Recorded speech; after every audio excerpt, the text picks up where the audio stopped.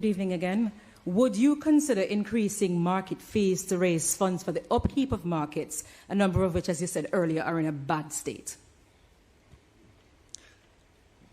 Increasing fees for market vendors is not something the People's National Party is considering, because the present market houses are not fully equipped to create that level of harmony, peace, safety in doing business. The markets first need to be rehabilitated to deal with in terms of how people do business inside there. And the People's National Party believe in having the markets so structured that it makes it easy for vendors and shoppers to use. See, the People's National Party has been looking at markets across the length and breadth of Jamaica with a view of upgrading, not similarly to what do exist, but make it the one which people can come, where vendors, especially the women who are the most users within the market, can do so in terms of the public sanitary convenience with dignity. So we have to be looking at these markets to make sure that we provide adequate sanitary convenience. So increasing market fees at this time, we have to do more for the people who uses the market, and particularly the vendors. We need to look at how they keep their goods there at the market. Many of them, when you have a fire, these vendors would have been affected. So the People's National Party will be looking at how do we protect the users of the market in the case of a fire. We need to also look at, do we have the proper requisite at the market house? For example, a fire extinguisher. Do we have areas where the vendors who leave from rural Jamaica to the markets to sell and to overnight to the next day, how do we accommodate them at the market? Do we have cold storage at the market for perishable items? So we need to put in some infrastructure before we can think about increase the market fee, which is woefully inadequate at this time. So the PNP is looking at the market holistically as it relates to what needs to be done to make it modern, to make it a modern market for the people who utilize it, in particularly our women who are the most users of our markets. Thank you, Team PNP. I invite the JLP to rebut. The Jamaica Labour Party stands proud on its record of improving, building out new markets since 2016. We have built the Clarkstown market, the Oakville market. We have done significant work on the Brownstown market. We are spending, as I speak now, in excess of $100 million on the market in Savlamar. The proposed market for Negril has run into roadblock because the PNP-controlled municipal council in Westmoreland have placed a stumbling block in the development of that new market. I just announced recently a program to rebuild the Highgate market using modern technology in terms of the development of the market. The Social Development Commission did a survey asking vendors and the general public what would they like to see in their markets. And the new Highgate market will have features such as what was captured in the survey that was conducted by the SDC. We are going to be spending a significant amount of money to improve the conditions of the sanitary facilities across the markets. That money will be sent to the municipal corporations to undertake massive cleaning and upgrading of the sanitary facilities. Thank you. Whereas I got a direct answer from the PNP to the question, and then Mr. Barneswell went further, I didn't get a direct answer from you to the question. Well, market fees and raising them. The question is, and let us be fair, if you want to offer service in the markets, then you must consider looking at the existing rates that they are operating under, because these rates go back as far as 20, 25 years ago. So is it a question that we want the good service? Are we not prepared to pay for those services? These are considerations. And these are issues that the PNP mayors have sat in meetings at the ministry to discuss and have agreed. Thank you for that. Fees. Thank you for the clarification. Thank you for the direct answer. I invite Arthur to ask a question of Team JLP. Good afternoon again. There are increasing louder whispers that the developers submit one plan to the KSSE or to the municipal corporations, and build something different. So they will submit a plan for single bedrooms and build 2 and 3 bedrooms. But to compound the matter is the state of developments that are taking place without any approval from the municipal corporations in our waterways, in our environmentally suspect areas. What is your party's plan to deal with these unstructured developments that are taking place across the island? Well, firstly, I mean, we are not aware of any great number of development taking place like that. There are people who develop without going through the application process. And those persons, there is in law an arrangement to deal with that. There is in law something that is referred to as an as-built application. So whenever we come across those, we carry them through that process where they still have to submit the plans. We review the plans, and if the structural integrity of the plan is fine, then we process it. However, with respect to the other part that you use premise before you ask that, is that the plans that are submitted, there are 2 parts to the development approval process. There is a pre-approval process and there is a post-approval process. What you're referencing now is the post-approval process. We have introduced multiple measures to address that. For example, we have now put in place an inspection regime that allows us to inspect at each construction stage, each stage of construction work. So the developer cannot proceed to the next stage unless an inspection is done and a certificate of compliance is issued. Then we have also introduced multiple officers doing inspections. And we are also coordinating inspections with other agencies. So I would say there are weaknesses in both the pre- and the post-approval process. But those weaknesses we have been addressing, we have been strengthening the development approval process, and I believe we are getting somewhere with that process. And the new Building Act provides the background for enforcement. So the new Building Act will tie in to the efforts that are being made to strengthen the system that presently exists, which we understand exists. Thank you. Team PNP, I invite your rebuttal. It is a real and recurring problem. It is no secret that when developers sometimes get approval for one thing, they end up building another. But what this speaks to is the shortcomings of the municipal corporation and specifically the technical department. What is happening across the municipal corporations is that our technical departments are severely understaffed, and that poses a problem with enforcement issues that the municipal corporations must carry out.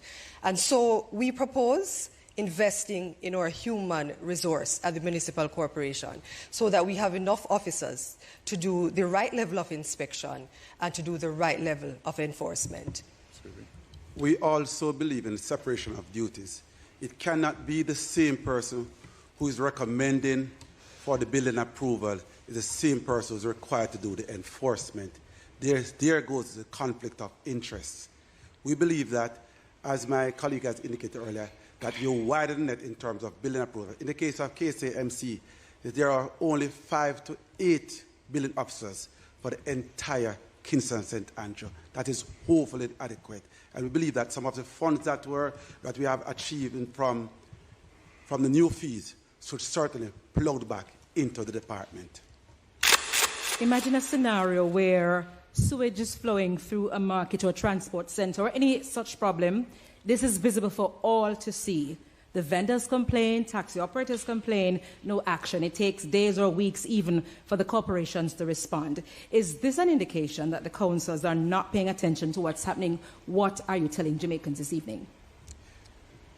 You don't have to imagine that. It's happened in reality. A few months ago, downtown, matter of fact, it still exists downtown, where sewage have been running along the streets. I personally have gone down there, have to step in over blocks to get over the road. And yet, the mayor and the KSAMC, under his leadership, remain silent on that. The mayor has some awesome powers. he could have called in National Service, the National Water Commission and deal with the problem. It took about 3 weeks before some response was given. You do have to believe that. This certainly we could have had an outbreak of disease. Disease is doubted. The vendors, you have to hold your breath about these situations. So it's not an imagination. It actually happened, and it's happening now.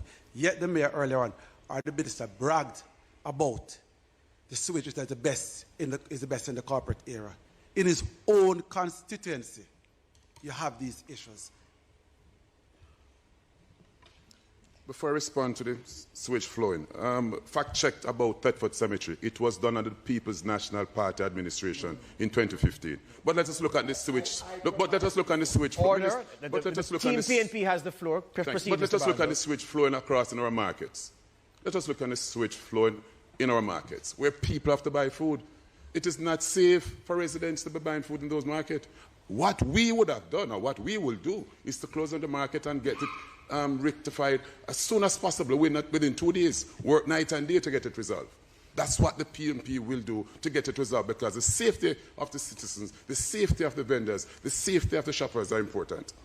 The interagency network, which we have started in the Clarendon Municipal Corporation, would have resolved these issues, because we'd have all the agencies one place having that conversation how we resolve Thank you, issues Mr. impacting on the Barnsdale. Thank you, residents. Mr. Barnsdale, for Team PNP. I invite Team JLP to rebut.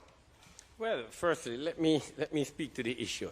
It's kind of funny because when you look at how the PNP is speaking, they are speaking as if they are new. They have never been there. No. Let's look at the issue of garbage. They did not hand over a single garbage truck to the NSWMA during their tenure before we took control in 2016. We handed over 100 trucks under our administration and 50 additional trucks coming. So the administration that didn't hand over a single truck to the NSWMA is lecturing us on garbage collection. I say no.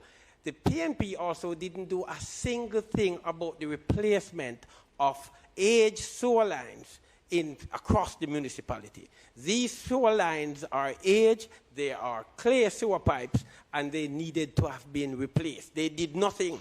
We are the ones who have been doing it. And to say that we haven't done anything and the mayor didn't do anything shows that the councillor is not even aware of what is taking place in the municipality. That he said, we went on many visits with the Minister Matthew Samuda, with Minister Mackenzie. We went on many visits with the NWC, putting in temporary measures to ease the situation, while at the same time asking local central government to reallocate funds and go through the process of procurement to address it. We have addressed it. Thank you, Mr. Williams. After the process. Thank you, Mr. Williams, for Team JLP. Your time is up. I invite Arthur Hall to pose a question to Team JLP. When we had the dengue outbreak last year, the Prime Minister announced money to 63 members of Parliament to clear gullies and drains. The Prime Minister has also announced a $40 billion Spark program, which will go through members of Parliament to fix roads in their constituencies. Is the JLP sidelining the councillors and reducing their roles to nothing more than bagmen? No, because the discussions around the road. Let me just quickly say, there are over 22,000 kilometers of road network across the country. The local authorities have responsibility for about 15,000 of those kilometers. The meeting to look at how the program will be administered, that committee is chaired by me. And we have been meeting. The road network is the road network of the local authorities. And it is not going to be left for the mayor or the MP to make that decision on the Spark program. That will be done following consultations with the community, where the community will have an input as to how the roads are fixed. So it is a join-up approach that will be taken using both central and local government in the process to address. This is the first time in the history of Jamaica that any government has been bold enough to come forward with an idea like this. And this is a part of the concept of a government that understands and a government who has been listening to the call of the people as it relates to community roads. The Sparks program speaks to the central issue within local government, community participation and partnering with community. It's a good example, a good model to look at, because this program will involve not just the MPs and the councillors, but also the residents. So it's really a coordinated effort in terms of making the decision as to which roads will be repaired. And so I think this is a really good model in terms of local government in Jamaica. Thank you, Mr. Williams, for Team JLP. Left some time on the clock there. Team PNP, I invite your rebuttal. It reminds me of 1986, when the Jamaica Labour Party gutted the roles and responsibility of the People's National Party. It reminds me of 2007, when the Jamaica Labour Party removed local government as a ministry to a department. And to stand here and hear my colleagues supporting the Minister of Local Government, taking away the responsibility again. Yes, your responsibility for us to fix your roads, and giving it to members of parliament to rehabilitate, to reconstruct your community roads. I know the citizens in Newtown Phase 2 who complains every day about Queens Highway. The resolution was done. It was sent to the minister from 2016. But then again, the minister don't believe in local government. And that is why they're giving the money to members of parliament to rehabilitate community roads. $40 billion given to members of parliament. Before that, there was some 40 or nearly $100 million were given to members of parliament to fix community roads.